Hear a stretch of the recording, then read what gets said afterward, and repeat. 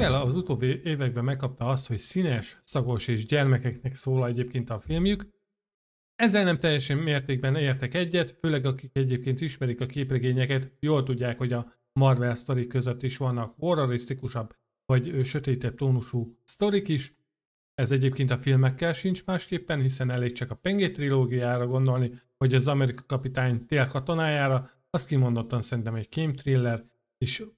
bevallom őszintén egyébként, hogy az Endgame után én nagyon elvesztettem az érdeklődésemet itt az egész MCU iránt, talán azért is, mert olyan karaktereket vontak ki a forgalomból, akik közönségkedvenc volt, vagy akár az én kedvenceim is, és olyan karaktereket próbáltak felvonultatni, ami nem teljesen érdekfeszítő, tehát inkább olyan side karaktereket próbálnak előtérben hozni, akik talán a főhős mellett nagyon jól működnek, de amikor ők kapják a Rivalda fényt, annyira nem.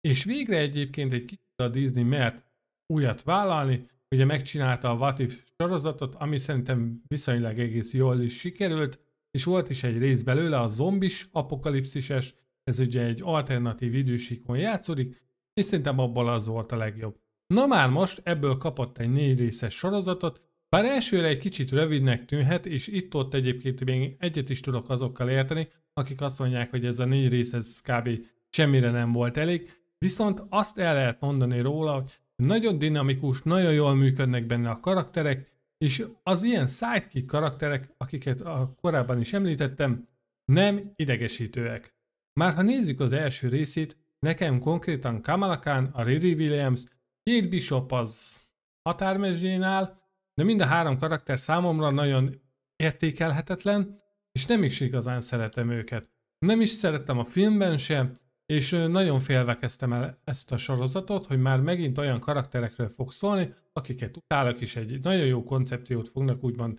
kidobni a kukába.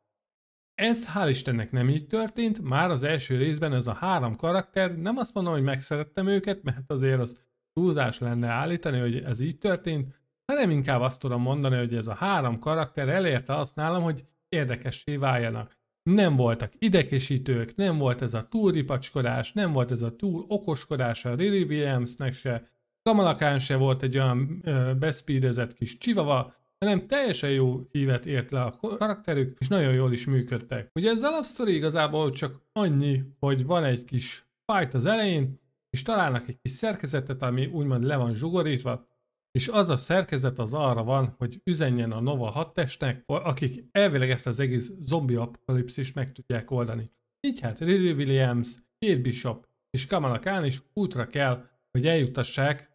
olyan helyre ezt a szerkezetet, mert ugye időközben kiderül, hogy az egész földet egy ilyen, hát ilyen pajzs védi, mondhatjuk úgy, és ezt az üzenetet csak az űrből, tehát a földön kívülről tudják csak elküldeni, tehát mindenképpen valahogy fel kell juttatni az űrben. Úgyhogy elindulnak a sivatagban is, tehát ott volt egy kis hajcő, ez igazából most spoilermentesen szeretném elmondani, de valamilyen szinten módon találkoznak egyébként Blade-nek a karakterével, aki szerintem az egész sorozatban a legbedeszebb volt, és valamilyen szinten itt meg is kapja az a feldolgozás a maga kis részét, ami ugye már évek óta húzódik, ugye a Penge film az már nagyon régóta, tehát Marshall Ali lenne a főszereplője, aki már lassan elmúlt, sőt már el is múlt egyébként 50, úgyhogy szerintem abból egyébként nem is lett semmi, de legalább rajzolt formájában megkaptuk, és ráadásul Moon Knight-nak a képességével, szóval ez a 2 kombó, ez annyira jól működött, szerintem nekem mondhatni a kedvenc karakterem lett egyébként ebben a 4 részes sorozatban. A karakterekről, hogyha beszélgetünk, egyébként szerintem mindegyik működik. Ugye ott van benne a Shang-Chi, neki a két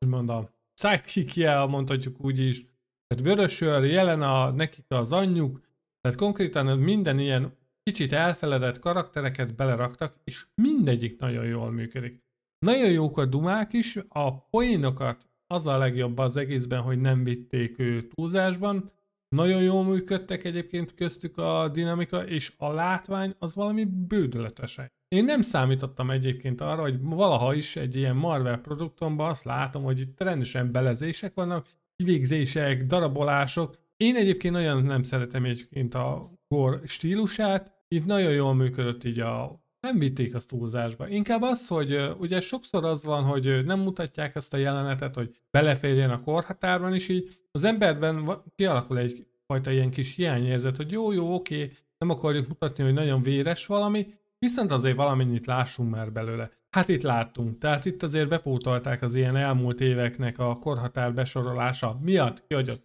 vérengzést, de még itt se tolták túl úgy, mint mondjuk a The Boys-ban, vagy esetleg az Invisible rajzfilm sorozatban sem. Voltak azért belezések, de még nem. Tehát pont ahogy a cselekmény kívánta, pont annyi volt, se több, se kevesebb. Ami szerintem egy kicsit negatívum lehet, hogy akik nem ismerik annyira a sorozatot, tehát akik mondjuk nem látták a What If-nek a részét, pont erről, azoknak egy kicsit furcsa lehet, hogy olyan hirtelen dobja be a nézőket a mélyvízben, és egy kicsit kapkodja a fejét, hogy most oké, mi történt? Hova megyünk? Miért megyünk oda? Stb. Tehát valamennyire egy kis előzmény sztorit próbáltak úgymond mutatni, hogy na mégis azért az ember képbe kerüljön, de szerintem ez egy kicsit kevés volt. És ha azt nézed, hogy a 4 rész, mindegyik rész ilyen 37-38 percekből áll,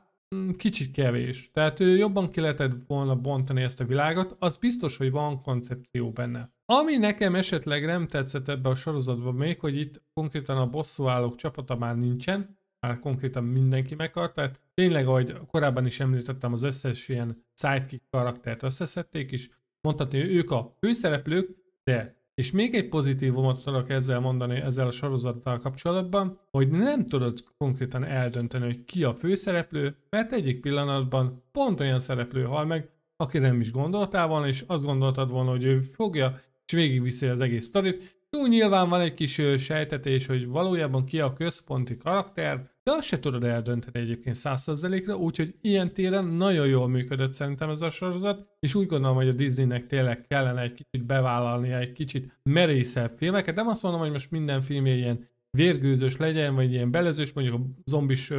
stílushoz ez abszolút illik, de ténylegesen be kéne vállalnia azt, hogy egy kicsit komolyabb stílusba fogja fel mostantól a filmeket, és nem viszik túl tolva ezt a hülye Marveles vicceskedést, mert egyébként a Marvelnél régebben is nagyon jól működött a humor. Én azt gondolom, hogy azt az érát kellene egy kicsit visszahozni, és itt nem is a karakterekkel van probléma, akik eddig voltak, vagy akiket mostanában behoztak, hanem maguknak a karakterüknek a jellemének a felépítésével van probléma. És ezt a 4 részben a Marvel Zombies nagyon jól megugrotta, majd hogy nem mindegyik karaktert meg tudtam kedvelni, még azokat is, akiket utáltam. Szóval ez szerintem nagyon nagy szó. Vannak benne persze egy kicsit logikai bukfencek, kicsit olyan elsietés a dolog, de viszont mindegyik résznél nem éreztem azt, hogy jó, most már legyen valami, hanem tényleg pörgött, nem ült le a sztori, mindig hozzátettek valami olyan infót, ami miatt egyébként nézni akartam tovább. És amikor vége lett a 4. résznek, így azt mondom, hogy picsába nekem azonnal, de már is ide a 2. évadot, nem kell What If se, nem kellenek ilyen gagyi sorozatok, mint a Agatha, a Riri Williams, de nem, ez nagyon jól működött, vagy ha már ilyen sidekick karakterekről akarnak sorozatokat csinálni, akkor azokat inkább úgy csinálják meg, hogy az emberek megismerhessék őket, de ne akarják már ennyire ilyen fő karaktereknek behozni.